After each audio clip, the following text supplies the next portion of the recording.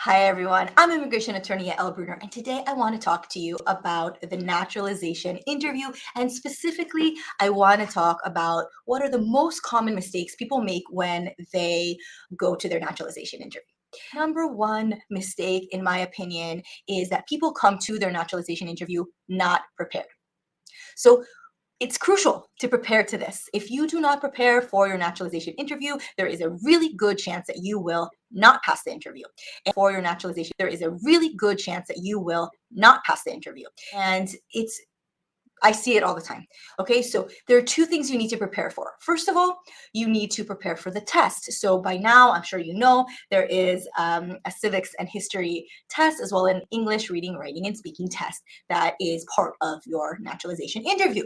Now, if you do not study the questions, the chances are you're not going to be able to answer them because no one knows all of this information just out of the top of their brain, just as general knowledge. It's not general knowledge. Maybe it should be, but it's not. If you stop someone on the street and ask them the naturalization questions, they're not going to know the answers. Maybe if they're in 5th grade or 6th grade or 7th grade, they're studying this at school, maybe they'll know it.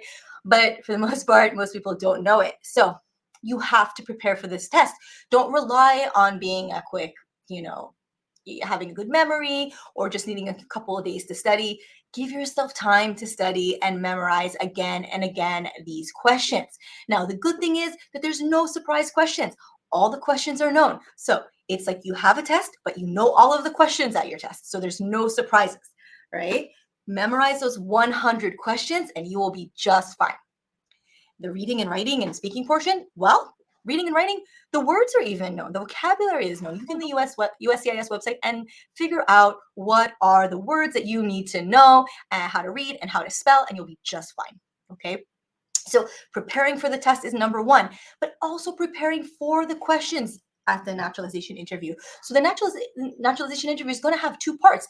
The first part is going to be the test, but the second part is going to be a review of your N400 application. So be prepared. Know what you wrote in that N400 application. Okay, it's a form, it has 20 pages, and there's a lot of questions on it. So read every question to make sure that you know what those questions are talking about. Sometimes the English is not the best English, so or the easiest English. So make sure you understand all of the vocabulary, all of the questions. Make sure you prepare.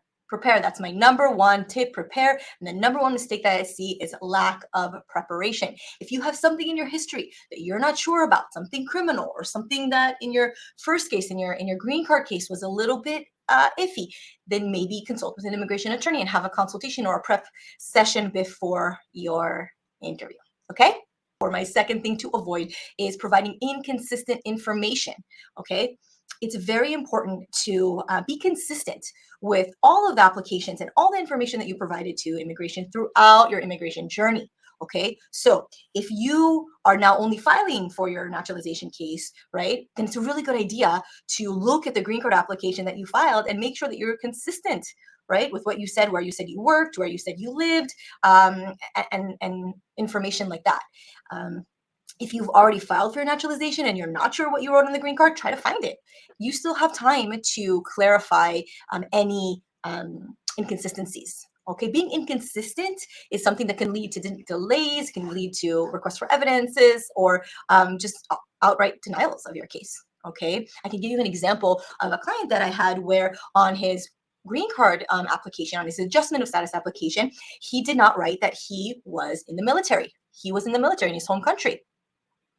He just didn't think it was important. He didn't write it at the green card step. But that question came up also in the naturalization application. And there he wrote, yes, I was in the military.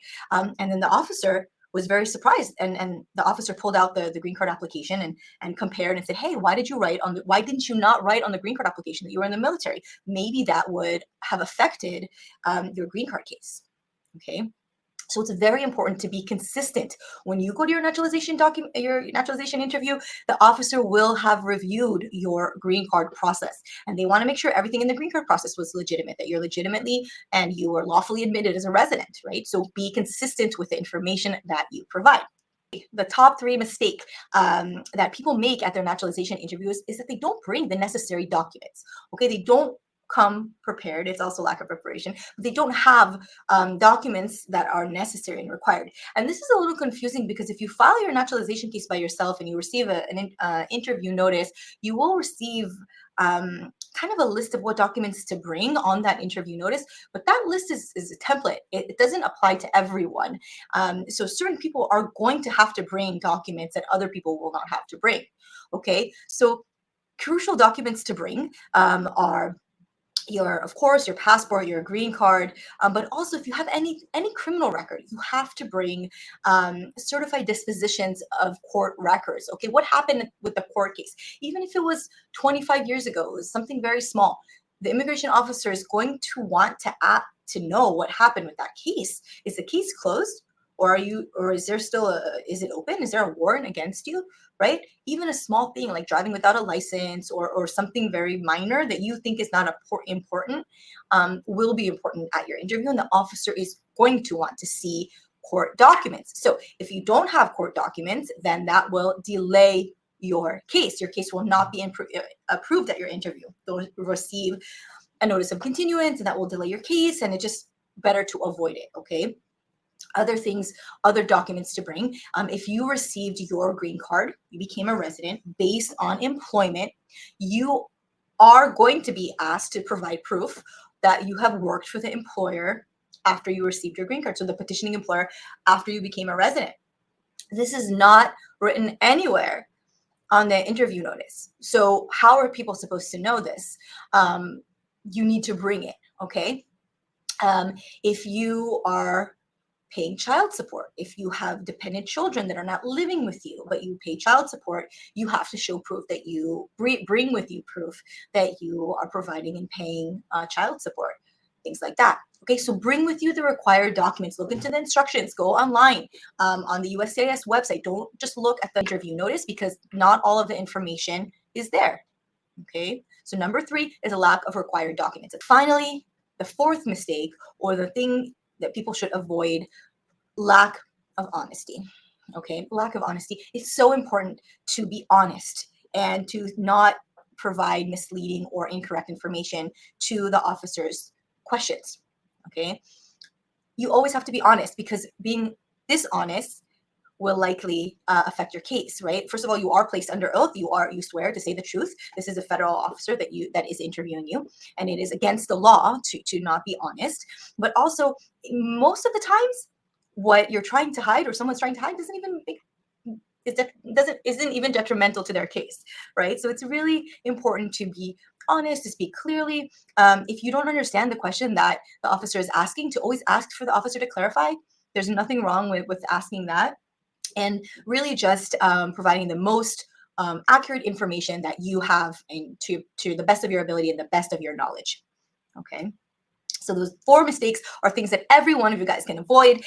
If you have any other questions or you need help with your naturalization interview, we would love to help you and provide a preparation session. And if not, otherwise, I wish you the best of luck on your naturalization interview, and I know you can do it. Like, subscribe, just join us for more information and immigration content.